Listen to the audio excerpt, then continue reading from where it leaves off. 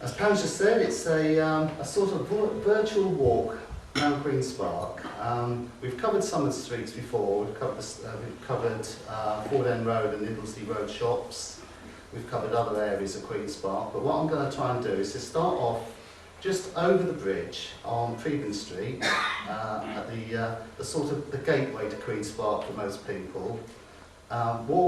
Take you over the bridge into Queen's Park proper, up Hurst Grove to the top, along Bromham Road. Depending on how far I get, will depend on the time of this, and I can actually go a bit further if I go through it quickly enough. If not, I've got a second talk planned for the next series. So, without too much ado, we've got a bit of high-tech stuff now. The very first, hopefully.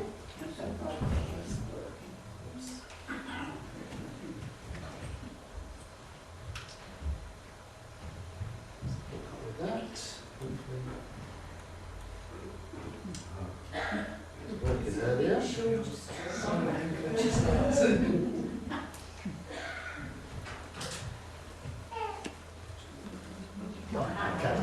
Okay, so here we have an aerial view of roughly what I'll be covering.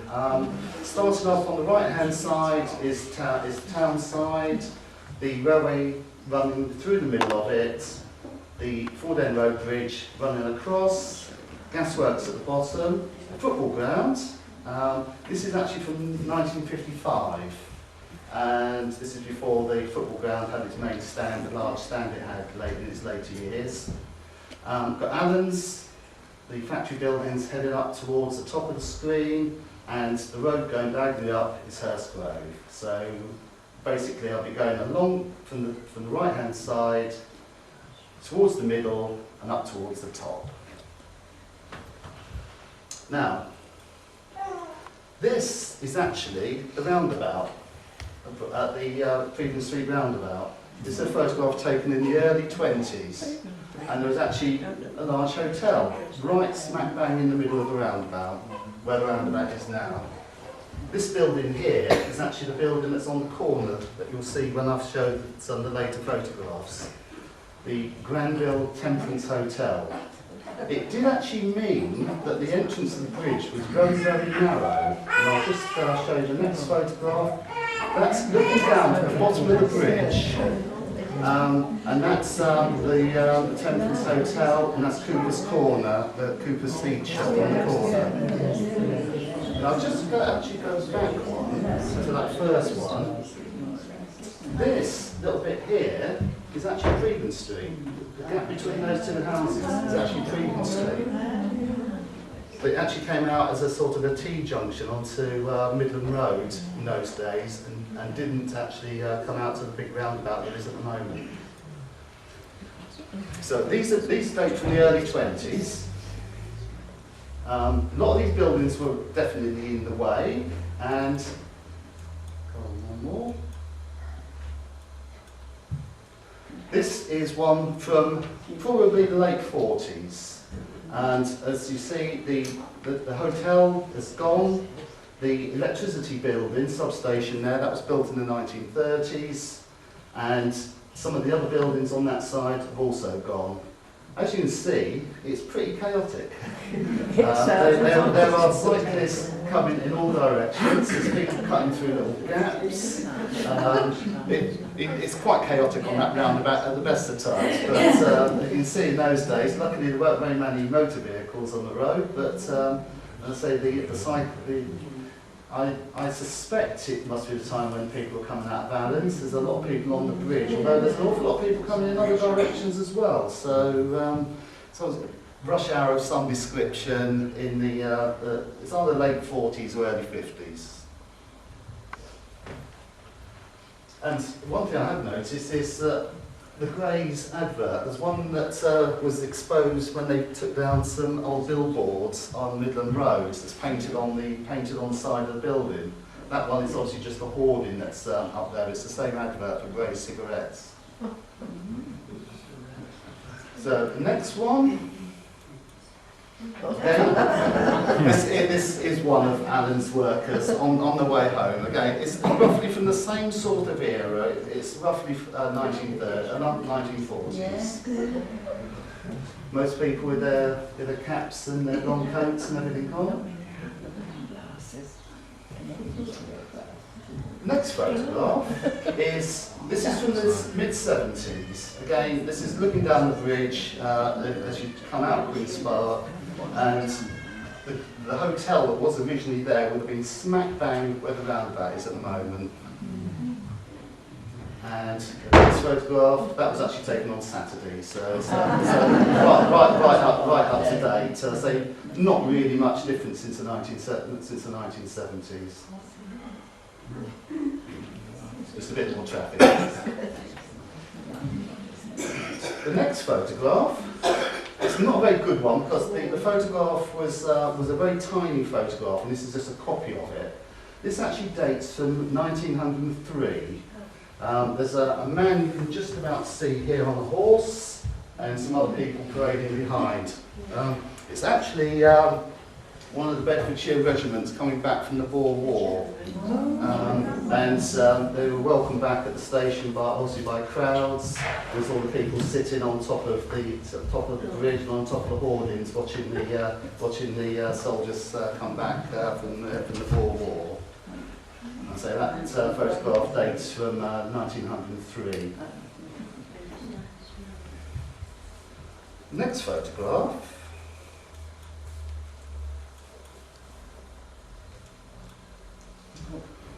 is a little bit newer, and this is the one that's also used on our posters for the next talk. This dates from the early years of the Second World War, and this is evacuees arriving in Bedford. Turning up at the station, marched through the town before they were sent out to the various sort of places where they're going to be stopping for the duration of the war. You see, Bedford was considered to be a relatively safe place, away from any danger of attack by bombers or anything like that. And obviously, a lot of people like a lot of the orchestras and things like that also came here.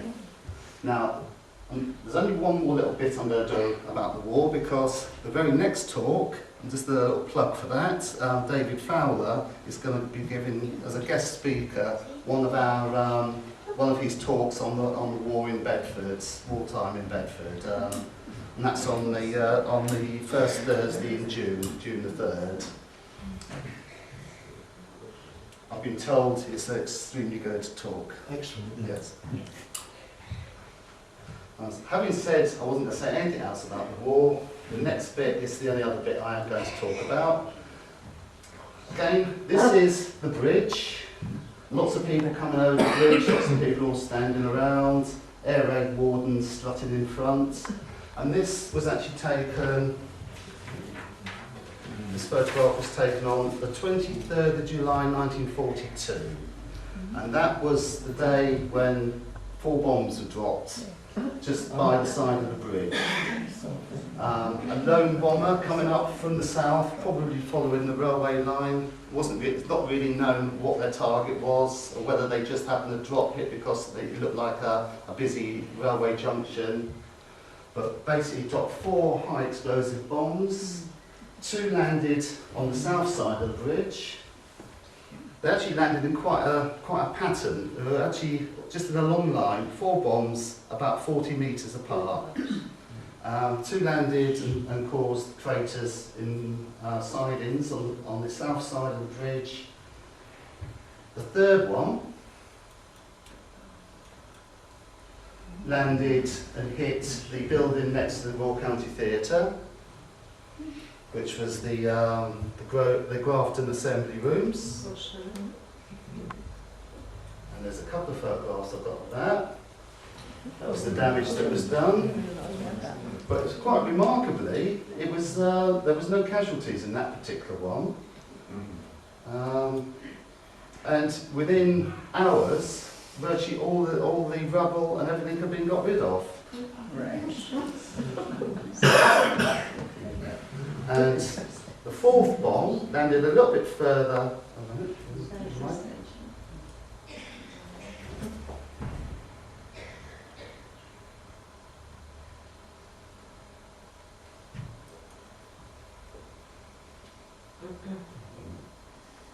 Problem.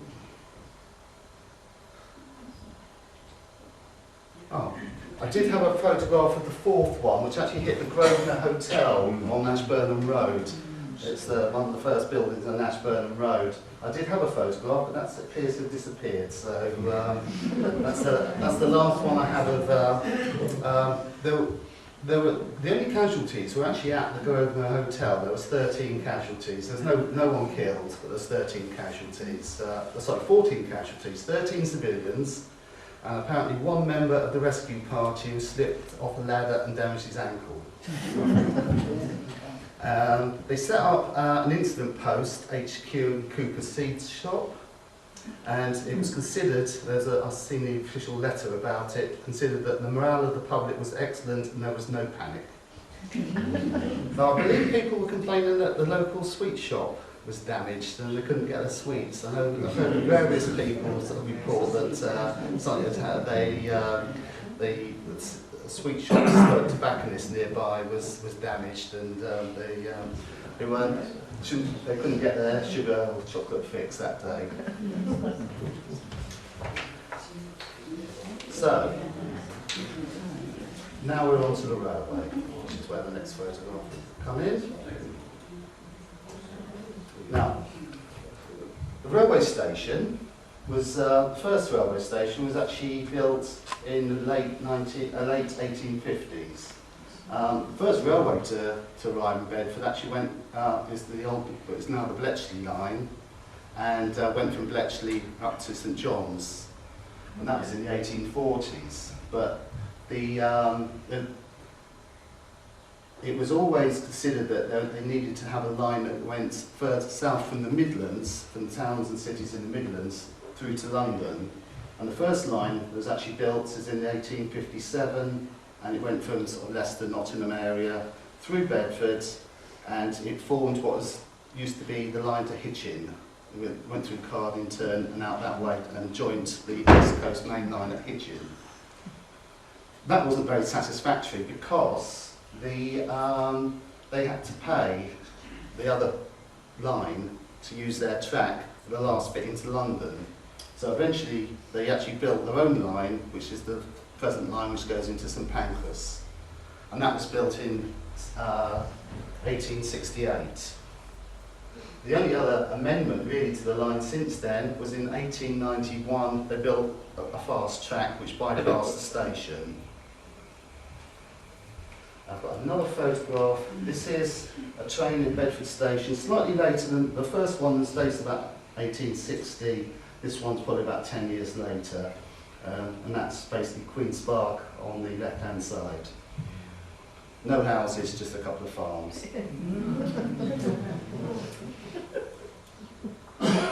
Now this is one of the oldest buildings still standing in Queen's Park. Virtually everything that was the houses in Queen's Park has all been demolished. The farms, the cottages, everything that was there has all been demolished. This was the original engine shed from the original line, so it almost certainly dates from sort of 1860s, 1870s. It's not used at all anymore, but it's just in the sidings on the south side of the bridge. I've got another photograph. That's it from the opposite direction. Again, these were all taken last weekend.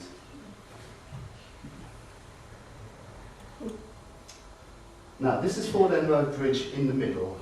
Risking to risk life and limb to get over to that side, moving cars avoiding me. Obviously, there's no footpath on that side. And there's a distinct kink in the actual bridge itself. But this is actually due because it was actually built in on at least three separate occasions. Because the railway had three amendments to it, the bridge.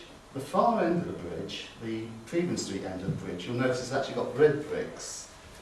As it goes up halfway up, it turns to black bricks, and then there's a bend in the middle. These are basically because the bridge was built just to accommodate the first train line. The second line went off a little bit to the west, and then the third train line, which is the fast one, that was actually built separately. So the original bridge finished where the bend is, and there weren't actually any bridge bits. It was actually just a slope down into Queen's Park. Because when the railways first came, it wasn't considered to be, Queen's Park wasn't considered to be sufficiently busy to need a bridge. In fact, they actually had a level crossing for the first about the first 10 years or so of the railways, and the bridge actually came later.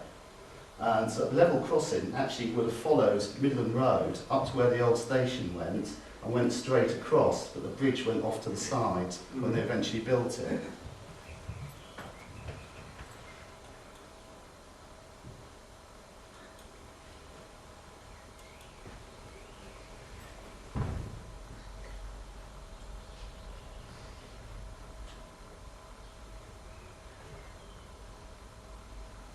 Right. This is the newer engine shed, now derelict. It hasn't been used since the early 1960s, and it's fallen into sort of disrepair. Got a couple of photographs of that, and that was built much later.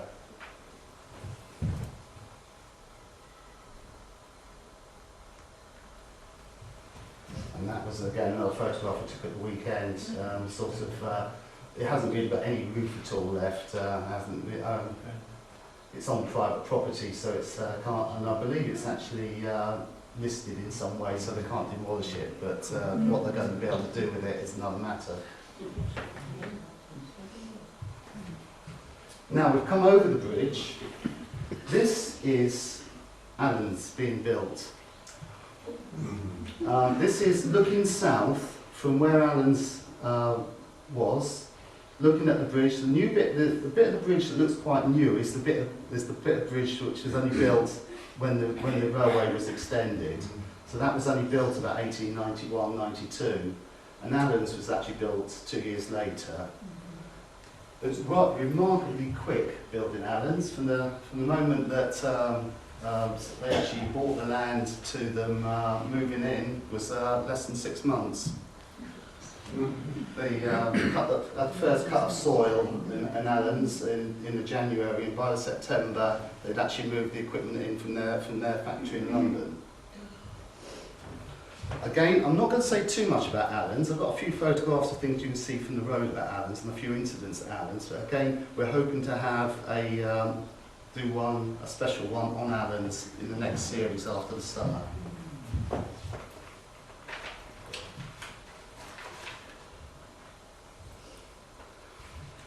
And this is an advert that was given out in 1894 for the opening. They'd only actually built at that point the offices down the front, and so there's a few of the factory buildings only went back a few hundred yards at that point, although they had actually bought the land over 2/3 of the way up Hurst Grove. And at that time they had actually had their own sidings in there as well. And this is a painting done of Allen's, again around about the turn of the century, around about 1900, with the old offices in the foreground. You'd notice that All Saints Church in the background has got a spire on it, so there's a bit of artistic license there. And it was planned to have a spire at some point, or a tower, which would be roughly where I'm standing now, but that was never built, so whoever did this is obviously having a little bit of guesswork as some of the things that he possibly couldn't see from his vantage point. They're actually doing it, but I say that actually dates from around about 1900. And it's a familiar scene for anyone who'd been in Queen's Park in the 1940s, 50s, 60s, going home time or break time at Allen's, the bikes massing to go out the gates. Again, this is pre the the new office block. So this is sort of probably early 50s. And here's another one. And the lady in the middle is my mum, leading the attack over the bridge. Looks like she's very near the front. She looks quite determined.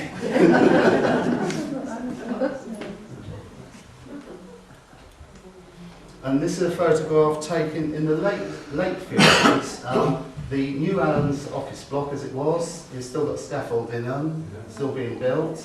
You can see the engine shed is still in use. It's in use until the early 60s. Still steam trains. Coal in the foreground would be the stuff that's actually going to be being delivered for the gasworks. And the old office block, ivy clad by that time, which is, I'd say, familiar to anyone who has walked over the bridge in the past few years. Next one. Again, an aerial view. This is from early 60s. The engine shed still in use.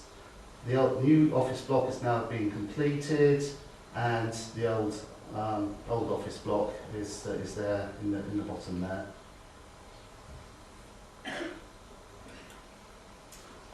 Now, of course, it shut down, and the whole factory site was demolished. And these were just the final stages. My brother Paul took a series of photographs of the demolition, and this is part way through the new office block. And this was the one where there's virtually nothing left, just the last little bit where I believe there were lifts and things in there. It was obviously one of the more difficult bits to demolish. And that was, I think, within, was it the same day it had all gone? Yes, apparently later on that day, the whole lot was just a pile of rubble. And this one was actually taken slightly earlier. This was the last remaining parts of the old office block. That block was actually demolished first, and this was taken when the old office block, the last remaining bits of that. 1959, the proud opening of the new offices. Prince Philip and various people from high up in Allen's. I believe that must be the mayor there, with his chains. That was taken in 1959 when it opened. And there's a couple of sad photographs there now. That was it when it had all shut down.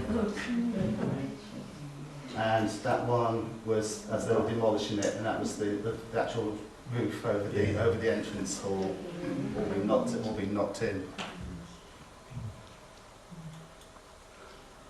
Across the road, of course, there was the gasworks. There was one other thing I don't know if anyone here can remember. There used to be an old cast iron urinal, gents urinal, the other side of the road. That was.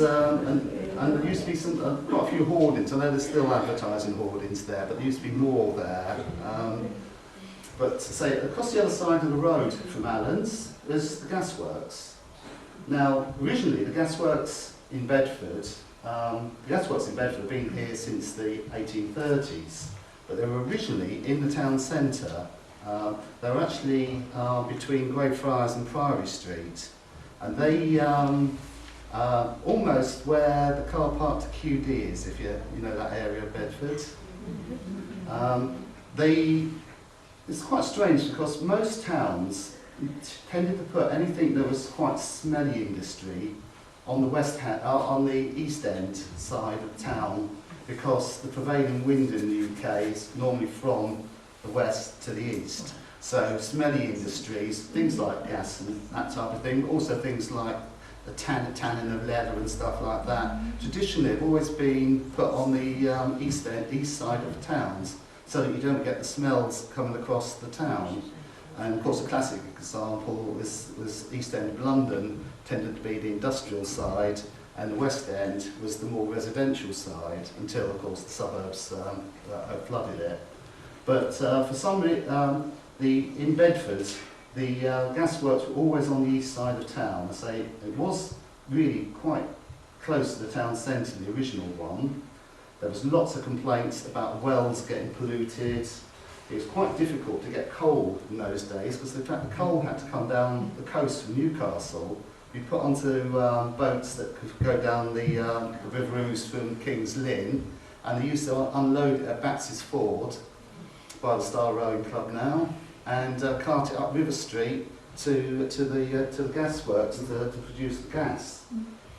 When the railways came, they decided that they needed it somewhere near the railway so that they could actually get the coal by train from the coal fields in the Midlands and get down to the gasworks that way. There was actually some complaints when it first happened, when they first moved to Queen's Park, which is actually 1864, because the coal by that time they had started building before there was a level crossing. By the time they built the gasworks, the first bridge had been built, and there were complaints that they had to cart the coal over the bridge. But by 1871, they had their own siding into the gasworks. So these rail tracks down here have been built, so they could actually get the coal directly to what they call the retort shop, which is the buildings that actually produce the gas from coal. And that's these buildings here. I say these. This is an aerial photograph from about 1930, and again, have to mention the football grounds. The little football grounds over there in the corner on the right hand side. Next photograph. That's a slightly blurry photograph. Again, it's from the 1930s, and that's the places where they actually manufactured the coal, gas from the coal. The coal would be delivered, they go on conveyor belts and be put into the things that actually what they call retorts, which actually produce the coal, and you also get coke as a byproduct which they could sell. You don't often get a chance to see what's inside a gasometer. This is one being built in 1902, and to get an idea, there's actually the size, there's a little man up the middle bit and there's someone else sitting on the floor down the bottom as well.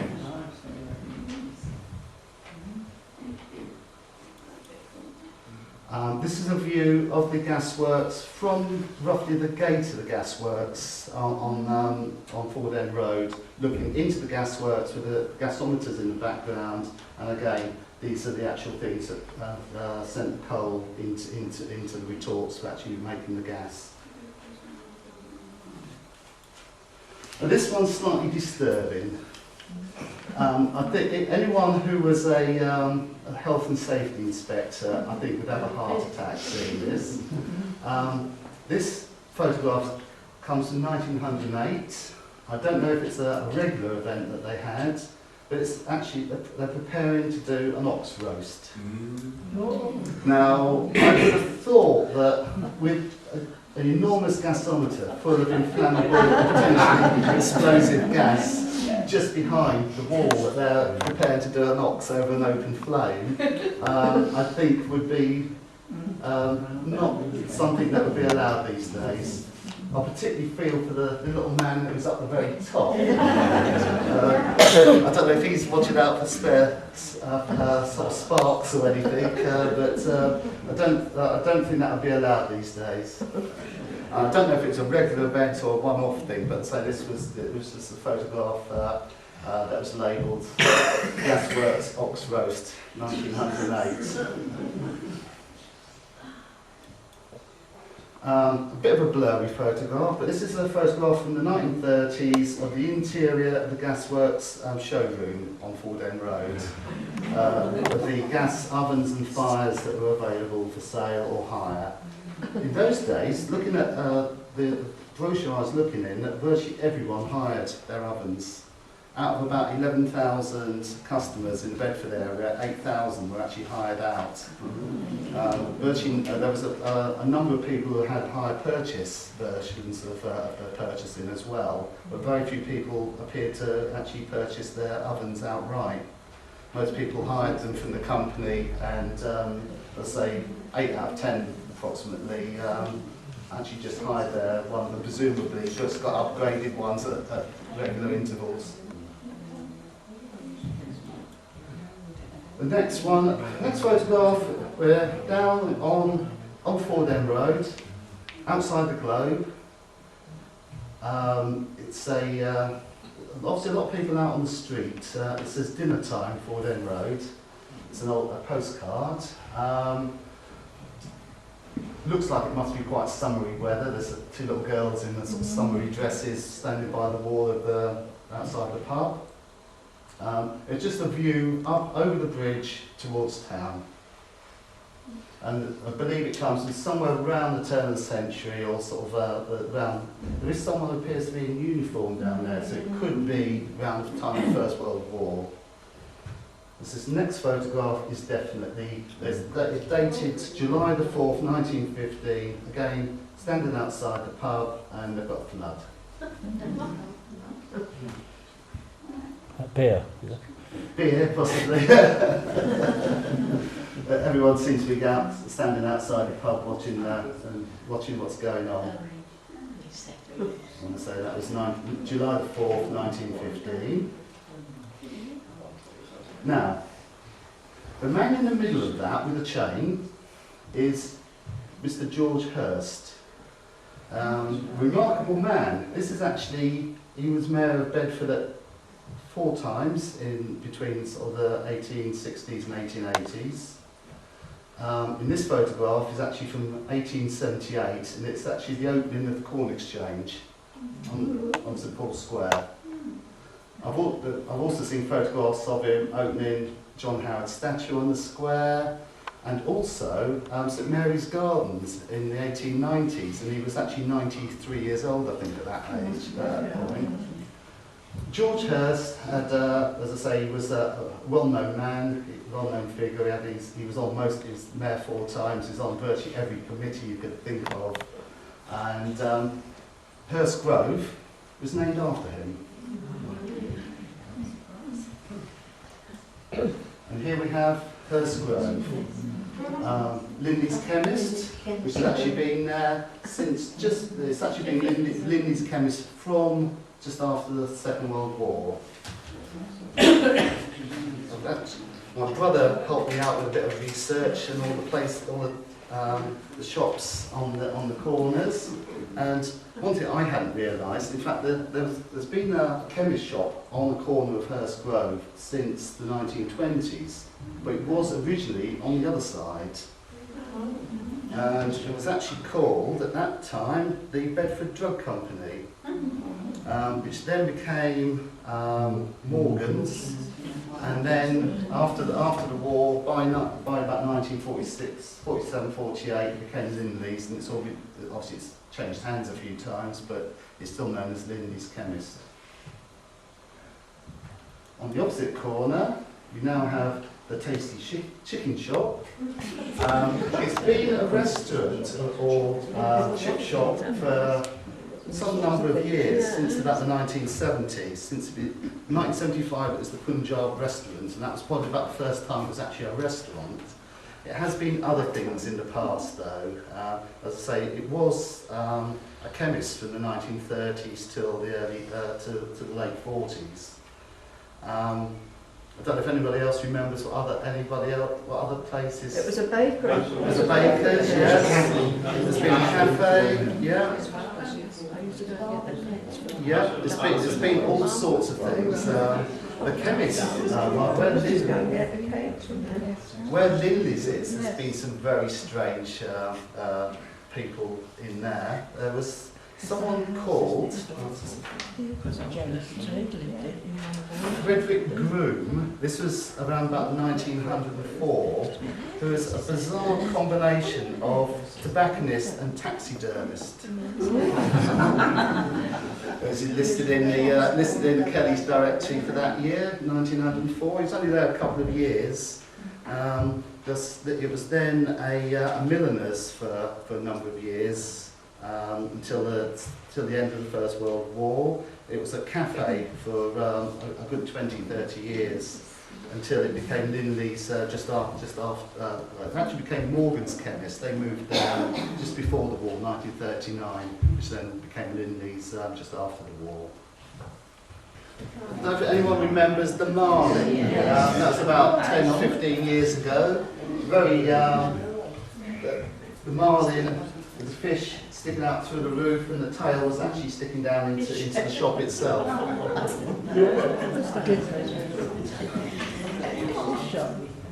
So this was the shop on the corner of Hurst Road. Before I go there, this is what has been a shop of various descriptions on the corner of Howard Avenue and Hurst Road, opposite the Allen's Club. Before I get there, I'll just miss one person out. Not a tragic story really. Number 50 Hurst Grove, just down the road from here, about 4 doors down in this direction. A fairly nondescript house, terraced house, built actually all the others were built in the late 1890s. For the first 40 years or so, people who lived there were Walter and Louisa Prentice and their family. Towards the end of the First World War, as with many people, they had sons who were in the army, and unfortunately, at the end of in September 1917, one of their sons, Francis Maurice Prentice, was killed in Flanders, died of his wounds in September 1917. If that wasn't tragic enough, Howard Prentice was killed in action on the 30th of November the same year, only 6 weeks afterwards. And if that wasn't bad enough, the youngest son died in 1920 of wounds sustained during the First World War as well. So there's actually 3 sons from the same household. We're all actually on our war memorial on the side of the church. Almost every street in Queen's Park had at least one person whose son died in the First World War, but have 3 in the same household is a particularly sort of tragic house. But we'll go on to this. This was, for years, a television and radio business. An awful lot of people in Queen's Park would have bought radios or had radios repaired or televisions from this particular place. In recent years, it's been all sorts of companies, including electronic companies. But I have a very interesting, it's actually a radio and television place from just after the Second World War.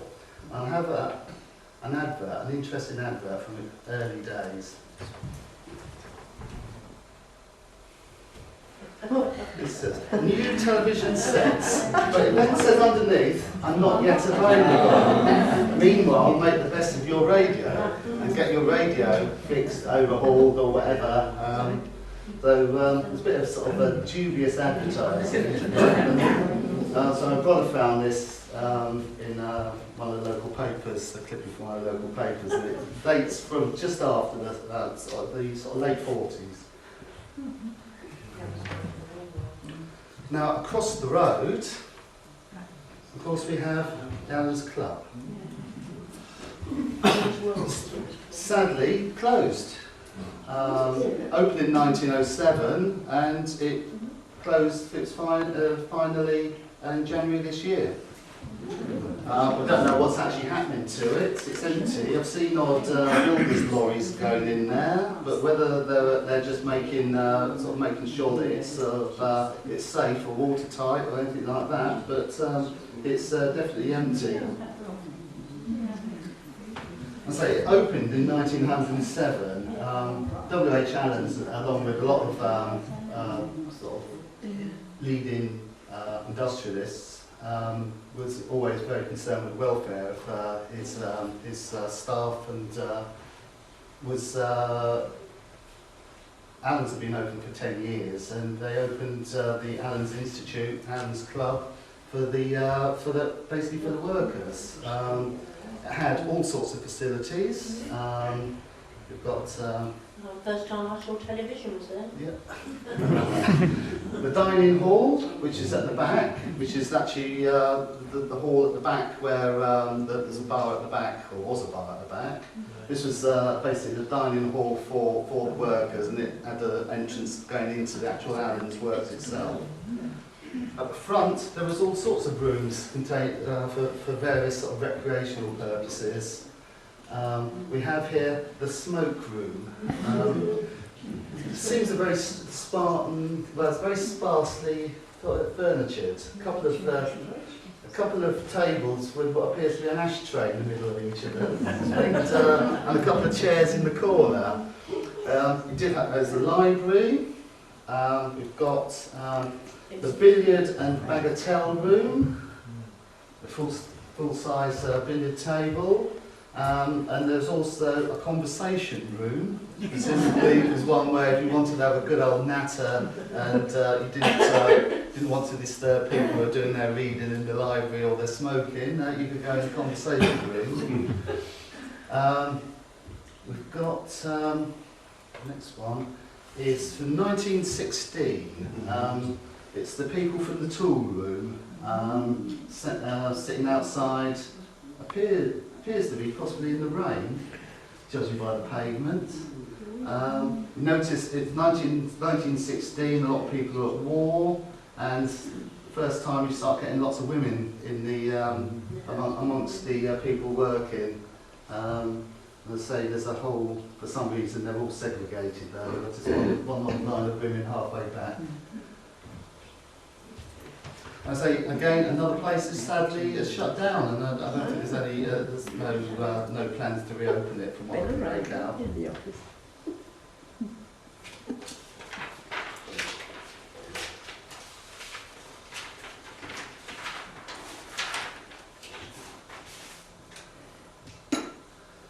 Right, the next thing I'm going to be talking about, there was a massive fire in Allen's.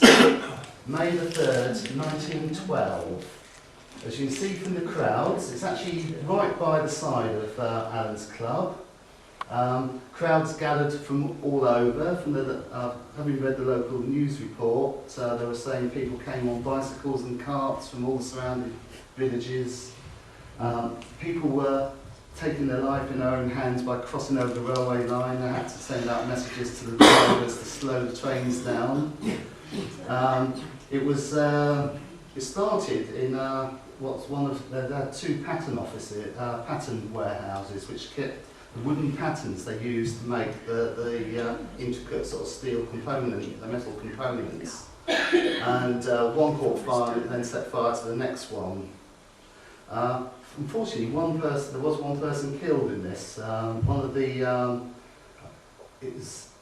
appears to be one of the it was this wooden lamppost had burnt away at the bottom, and it collapsed and hit someone on the side of the head. They were administered to by the local doctor, Dr. Fashnack, and taken to hospital, but unfortunately died the next day. And Dr. Fashnack was actually quite busy because he also, the librarian, it said, had got overexcited and fainted. So he also had to administer to the local librarian from the institute as well. There was a bit of panic in the houses on the left-hand side, understandably, as there was quite an inferno going on just behind them. And people on the other side of the road were a bit worried as well, because people were taking all the furniture out of their house and running across the road, and there was a lot of complaints that people's flower beds and garden fences had been clambered upon. One of the houses, I think it's number 101, also it set fire to the chicken run that was in the back garden, and a number of hens were incinerated.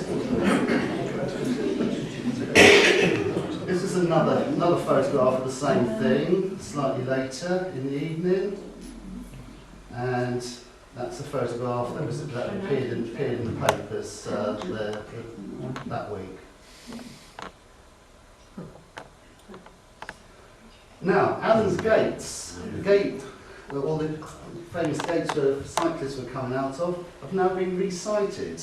And they're actually in a little park behind the children's playground in the area where the new flats are being built on the Allen site. And that again was taken at the weekend of where the gates have been resited. So not everyone knows that. And the memorial for William H. Allen, W.H. Allen, which was on the side of one of the buildings in his factory, is now being built into one of the houses on Hurst Grove. It's actually one of the show houses for the estate behind it, which is a nice thing. Apparently there's all sorts of bits of machinery in the background that there's sort of an intricate design for it, so that they wanted to try and sort of convey all the things that Allen's was famous for. Now there's a building a little bit further up to Hurst Grove. I'm sure anyone who lived in Queen's Park before the mid-70s would have visited this place or had a visit from someone from here, because they used to do visits in those days. Of course, it's the doctor's surgery. I've already mentioned Dr. Fashnack, and he has connections with the church as well. He's actually got a window dedicated to him in the church.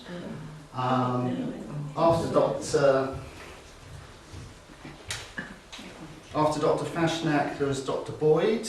Dr. Boyd actually started in the 1930s and was still there in the late 50s, early 60s. Then Dr. Jeffries from the mid 50s. Dr. Jeffries is probably from about 1955 onwards, and then there's Dr. Boutell from the mid 60s, and then of course there's Dr. George as well. And then by the early 70s, they'd actually all moved into the Carlisle Road Health Centre. But I was just being told about how Dr. Fashnack had a model railway running around the house upstairs. That was sort of an old clockwork railway that he had running around in the rooms upstairs. And I can certainly remember in the waiting room there were some big glass cases that had great big tin toys in there of all sorts of things that were quite fascinating to kids to see. Of course, at this little bit of the road on Hurst Grove, there's a slight kink in the road, and the reason why there is a kink there is because Hurst Grove was actually built into. They started building it from both ends, and when it was, I've actually got a map of the estate as it was being planned, and there is actually a kink a little bit further down because they realised that in fact the two roads weren't actually going to meet up. So there was Hurst Grove South at the south end and Hurst Grove North at the top end. Hurst Grove North was the posher end with the bigger houses, and none of those houses were numbered for about the first 20 or 30 years. They're all known just by the house names. The bottom end were the more terraced houses, and they were just numbered. But so because the two didn't quite meet up, there's a little kink in the road, a little chicane to negotiate just past the doctors.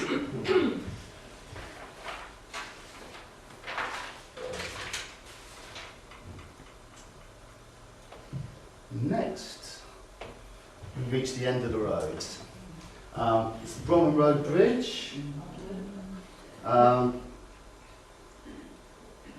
Very busy road. And we have the railway bridge over into town. Now the bit that's the different coloured, the brick coloured one instead of the dark coloured, is probably the oldest structure in Queen's Park, because this bridge was actually built when the railway first arrived. Everything else would have been built since that, and all the older stuff has been demolished or built over. When it was first built, it was only 2 lines, but it was enlarged, and the newer bit, the black brick, is the newer part. So that would actually have been built in 1857 or just before that, when the railway first arrived. To say at the Ford End Road end, at that point, it was a level crossing, so there wasn't a bridge at before the road end. As you can see, that bit is quite a bit more weathered, and there's lots of stuff growing on it, where the other bit looks that much newer. Obviously, we knew the top bit when they rebuilt it, and double the number of arches. I've got a couple of photographs of that. Again, recent photographs. Now, just before you got to the bridge was a little road called Louise Place, which led off the road, off the bridge, into J.P. White's title works. Now, not many people actually know what title is, but a title is actually a small area of land. I've seen several definitions of it. One of the best ones I've seen is that it's a small area of land, larger than a dwelling plot, but not large enough to be an estate. So it's a middling sort of size area of land. J.P. White have actually been there since about 1896. They purchased about an acre of land originally, and then they bought some extra off of W.H. Allen's to expand a little bit southwards on land that W.H. Allen's wasn't using at the time. And obviously, a lot of you will be familiar with J.P. White's sort of carpentry, high class, woodwork. A lot of sculpture work. A lot of sculpture work, yes, all sorts of things. My uncle worked there. Yeah, pulpits, yes. I mean, they specialised in the early days in garden furniture, and they named all their ranges after local villages. This is actually the Bromham seat, but they did places like Stevington, Biddenham, Oakley, all ranges of garden furniture. Didn't one of the relations marry a film star? I believe so. Yeah. Yes, I'm not I'm sure. trying to think of the name. I don't. Lived on the, as you come into Bedford, they lived on the Left-hand side. left-hand side. Left-hand side in Bromham, what's actually called the Pital, and it's now called Bromham House. I've got a photograph of that. It's going to come on later.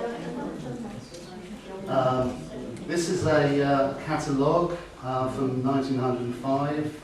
They had offices in London, in Bond Street. My brother Paul has found that they've got various things in museums all over the world, in Museum of Modern Art in New York and museums in California, examples of their architectural pieces. This is a photograph of their workshops, and you see all sorts of intricate things hanging up, obviously sort of things that are part made or sort of patterns that they're using to do their decorative work. In the First World War, they made a lot of the propellers because it was something that had to be very precisely shaped. So they made a lot of wooden propellers for fighter planes. They had a lot of famous commissions. When the Royal Shakespeare Company built the Shakespeare Memorial Theatre in Stratford-on-Avon, they had commissioned to build part of that, and they did a lot of the ornate things, at least one of the bars and some of the wooden surroundings. This is an altar table that they were commissioned to do for the Battle of Britain Memorial Chapel in Westminster Abbey. They also various things around in this area in the church, which are done by J.P. White's as a local firm. They again in the Second World War they built various things, various wooden components mainly for aircraft. Things that needn't be made of metal, and things that had to be quite light. For instance, Mosquito fighter planes had disposable tanks to allow them to have greater range, which had to be jettisoned. Of course, they had to be light, so the fuel tanks were actually made of wood from J.P. White's. At the end of Hurst Grove, before Queen's Park was built, was a farm called Provender Farm. And this is actually a picture looking up from Hurst Grove towards Bromham Road.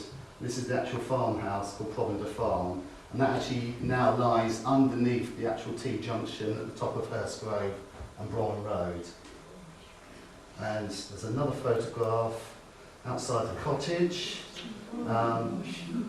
These date from probably about the 1880s. So it's a little girl with a hoop. And I've made a comment before, what looks, there's probably a goat, but it looks a bit like a llama.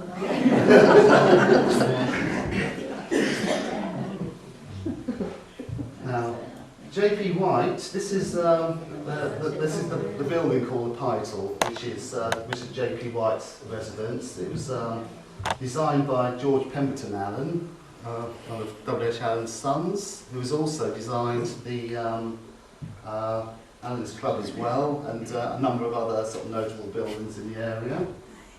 You also had something to do with the church as well? Yeah. And now we come to the bend in the road known as Gallows Corner. Known as Gallows Corner because until 1801 it was the gallows for the whole of Bedfordshire. There used to be a police box there, it used to be Lou. Doctor Who. Yeah. It's not known exactly where the gallows were, but it's almost certainly on the north side, so it's on the right-hand side of the photograph as it stands. Though it was always traditional that you tended to put gallows on the boundary of the borough, so it was on the outskirts of the town. You wouldn't tend to have it in the town centre unless there was a particular hanging place, as it were.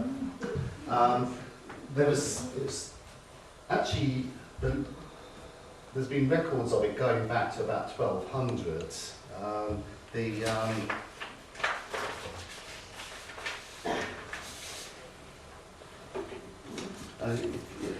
It's recorded in some manuscripts in 1303 that the hangman who came from Lower Caldecott hung a person called Robert de Bowl, who the hangman was actually, it was in this manuscript because the hangman was actually attacked in Greyfriars later that day and was killed himself by someone who was a friend of the person who had been hung. And in 1605, a famous highwayman was hung there. He has a very unusual name. He was called Gamaliel Ratsey.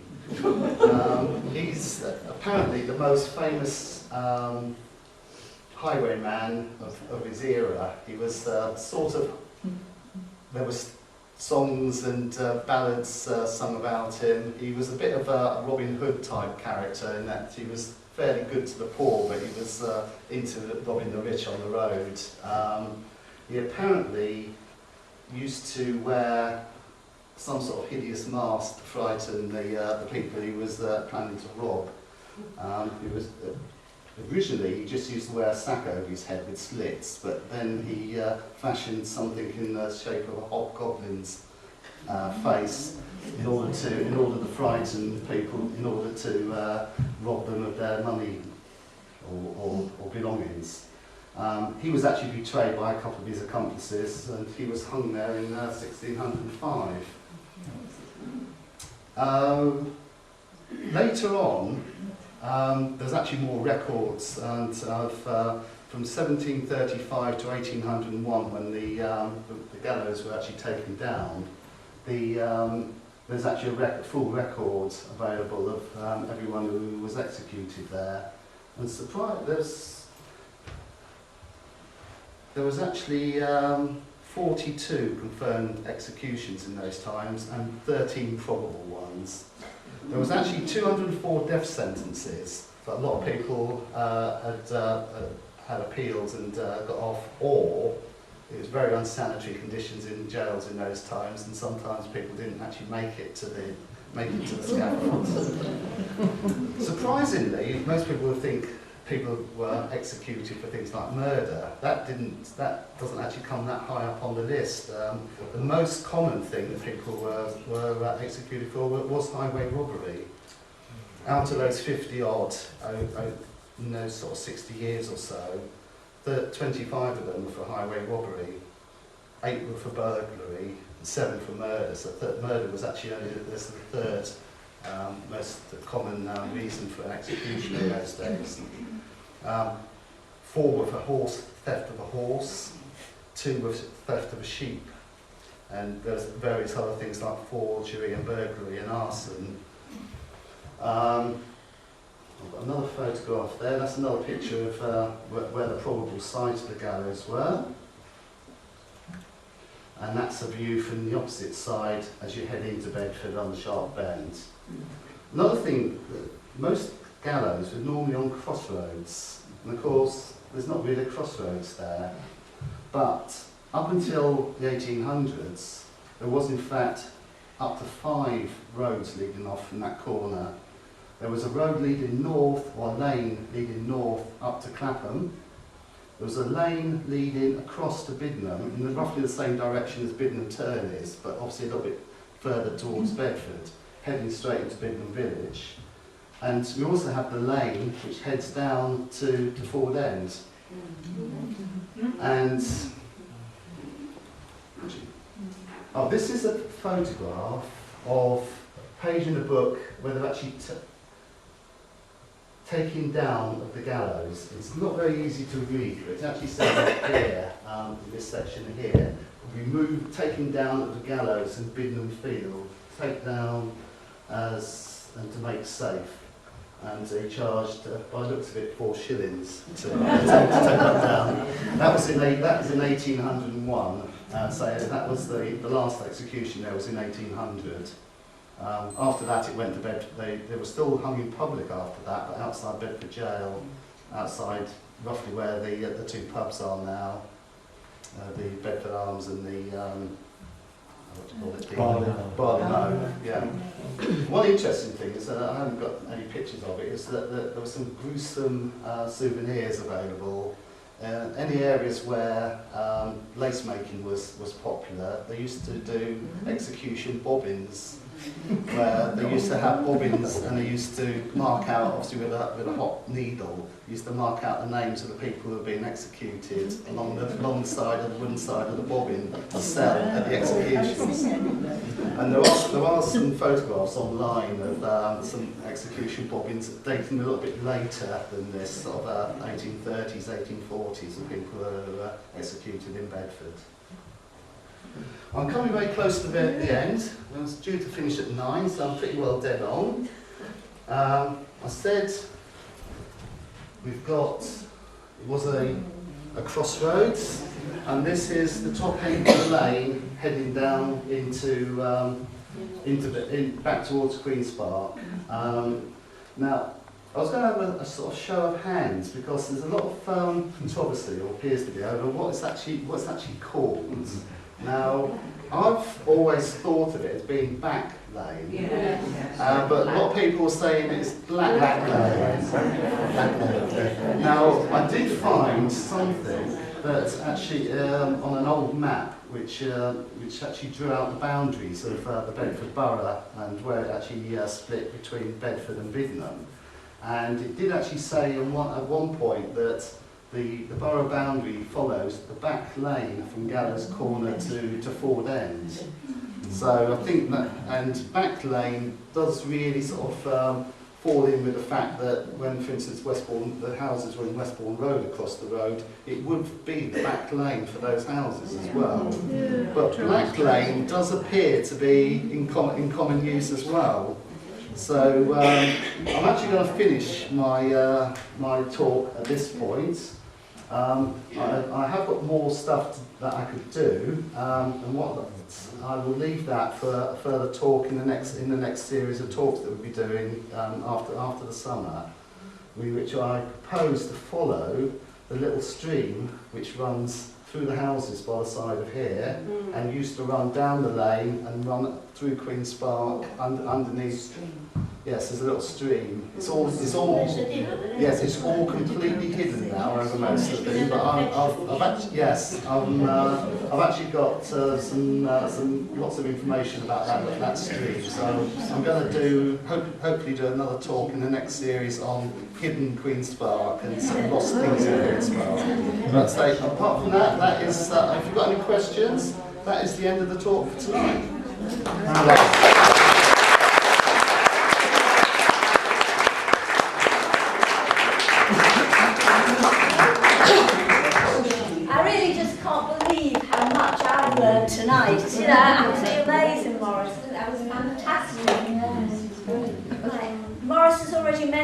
you, I think, that our next speaker is a very accomplished speaker, David Fletcher. Fowler. Not one of our...